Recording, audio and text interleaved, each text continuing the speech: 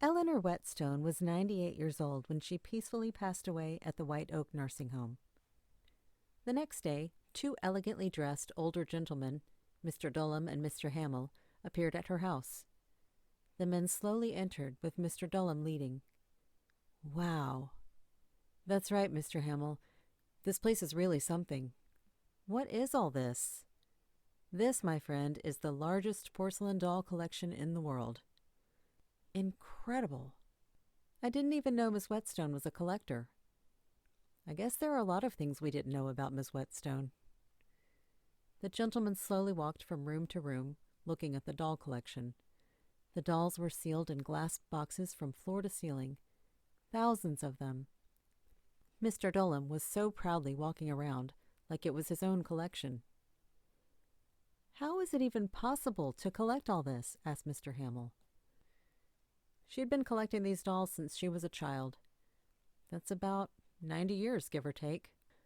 Even now, she has a dozen agents on her payroll whose sole job is to discover and purchase new dolls all over the world. "I didn't realize she was so rich." "Oh, she had more money than she could ever do anything with. That's why it's a shame she didn't have anyone to leave it to.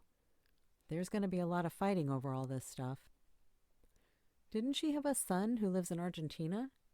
The doctor who won the Nobel Prize in 92? Mr. Hamill, another thing with Miss Whetstone was that you couldn't believe her stories. And stories she had a lot of. It was just really hard to figure out which were true and which were a product of her very rich imagination. It turns out the good doctor I had been hearing about for a couple of decades was made up completely. No one lives in Argentina by the name Gerald Frederick Whetstone, especially not a person who ever won the Nobel Prize. It seems that our poor Miss Whetstone liked fabricating stories. God knows, she might have even believed him herself. Oh, one day she told me that a dragon lived in her backyard." "Wow," said Mr. Hamill. "That really is something." They got to the last room. "Well, it looks like everything is in great condition," said Mr. Dulham. "We're going to seal all doors leading outside and let the big shot lawyers figure out the rest." Mr. Hamill was still mesmerized. What a place! Meanwhile, hiding in the backyard under a large oak tree, Peppermint the dragon couldn't help but feel disappointed.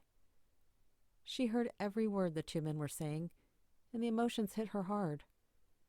She couldn't believe Dr. Whetstone didn't exist and was just made up. She'd been waiting for decades to one day finally meet the good doctor who saved so many lives.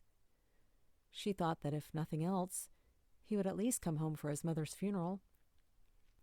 But now she really was left all alone. Melancholy took over as she rose into the sky. She had no reason to stay. As she flew away, slowly gliding in the steel blue sky, she didn't even care that Mr. Dulham and Mr. Hamill were watching her on the freshly cut lawn, with their jaws dropped. She turned north and west and never returned again.